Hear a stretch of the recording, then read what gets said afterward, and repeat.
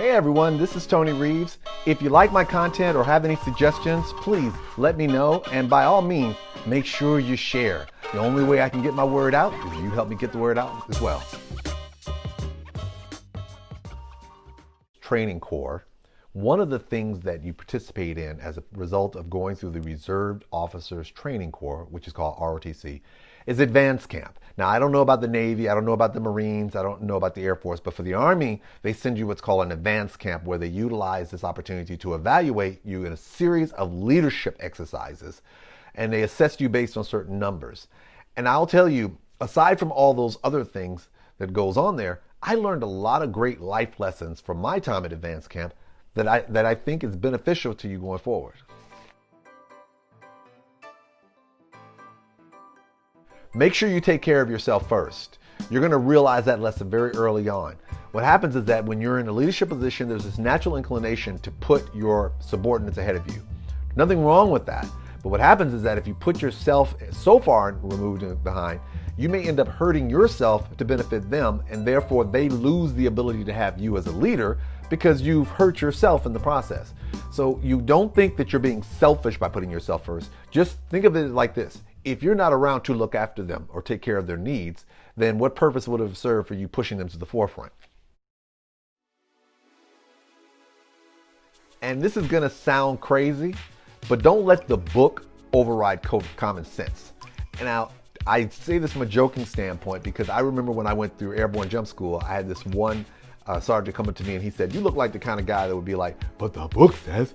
And I had to laugh because I understood what he was trying to articulate. That a lot of times what happens is that we have people who are so restricted or so attached to the book itself that they don't think about common sense. They just completely, it's like the book says you got to do A, B, C, D, and E. I am not going to deviate from that. Well, guess what? Sometimes the situation dictates that you're going to have to deviate from it just a little bit or even a lot, depending on the circumstances. So when you're looking at something and common sense tells you something and the book says something else, use the book as a guidepost, but don't be so locked into it that you allow it to override common sense. And let me tell you, it's tough leading leaders. When I was going through Advanced Camp, I can tell you, you're talking about having hundreds of cadets, and in my platoon it was only like 50, but it was like, I think 40, and it was like 4 squads of 10. But you have to remember, you're in a group setting with all kind of leaders from all over the country. Everyone has been trained to be a leader. Everyone has either been a trained leader or a natural leader. And now you have to be in charge of leading them. And it can be tough. Not because they're going to be defiant, they're going to question you, even though that does happen. But what happens is that you allow yourself to deal with people who are all type A people. These are people who are used to giving commands and taking charge. And you have to take charge of them. Sometimes it can be a little discouraging. Sometimes it can actually be kind of resistance to you. But don't let it throw you. Because guess what? That helps you grow as a better leader. Because as a leader, you're going to be put in a position of having to lead leaders.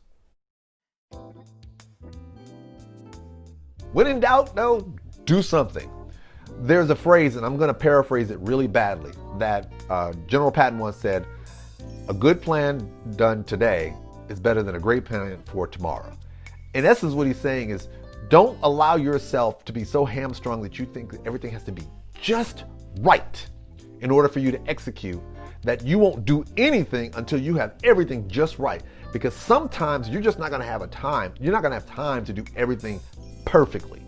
And one of the things I learned really early on during that exercise when I was at Advanced Camp was that they were like, look, when in doubt, do something. They want to know, are you going to exercise leadership? And sometimes leadership means doing something. It may not be popular, it may not be right, it may not even be smart, but you're doing something. So don't allow yourself to be so stuck into the, I cannot execute this plan until I have it perfectly laid out, and prevent you from doing something.